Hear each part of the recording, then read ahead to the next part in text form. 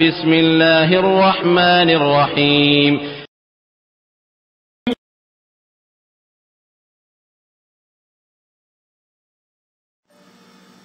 আমাদের আরেক ভাই জানতে চেয়েছেন যে কোনো অনুষ্ঠানে বা কারো দাওয়াতে যে হাদিয়া দেওয়া যাবে কিনা। প্রথমত বলবো যে দেখুন, আমি এর আগেও বলেছি একদিন যে ইবাদতের ক্ষেত্রে মূলনীতি হলো যে সেটি হচ্ছে না জায়েজ। কোন ইবাদতটি জায়েজ? যেটিতে কোরআন এবং হাদিসে সেই ইবাদতের ব্যাপারে নির্দেশ আছে, আদেশ আছে। আর ইবাদত ছাড়া অন্যান্য যেগুলো বিষয়, আদাত, চলাফেরা, আচার আচরণ, লেনদেন, আরো যে সমস্ত বিষয় আছে আমরা তো যেগুলো সেগুলো জানি, ক্রয় বিক্রয় থেকে শুরু করে এসবের বিষয়ে মূলনীতি হচ্ছে যে এগুলো হচ্ছে বৈধ। কোনটি অবৈধ? যেটি পবিত্র কোরআন এবং সহিহ হাদিসে নিষেধ করা হয়েছে যেটি থেকে। তাহলে দুইটির কিন্তু পার্থক্য আছে। তো আসলে হাদিয়া দেওয়া কাউকে কোন অনুষ্ঠানে বা কিছু, এটি কোন নিষেধ আছে বলে আমার জানা নেই, অতএব এটি বৈধ। কিন্তু সমস্যা হলো যে এই জিনিসটি, এই যে হাদিয়া দেওয়ার বিষয়টি অনুষ্ঠানে, যে এটি একটি নোংরামিতে পরিণত হয়েছে এখন। মানে বিশেষ করে আমাদের দিকে দেখা যায়, আমরা লক্ষ্য করি যে কোন বিয়েতে বিশেষ করে যিনি দাওয়াত দেন কি করেন, খাওয়া দাওয়ার পরে খাতা কলম নিয়ে বসে যান, কে নিয়ে আসছে লিস্ট করতেছেন। এই যে নোংরামি একটা।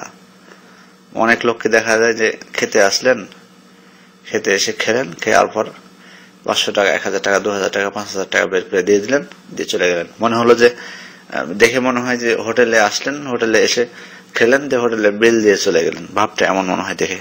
এটা অত্যন্ত নোংরামি, এটা শুরু হয়েছে।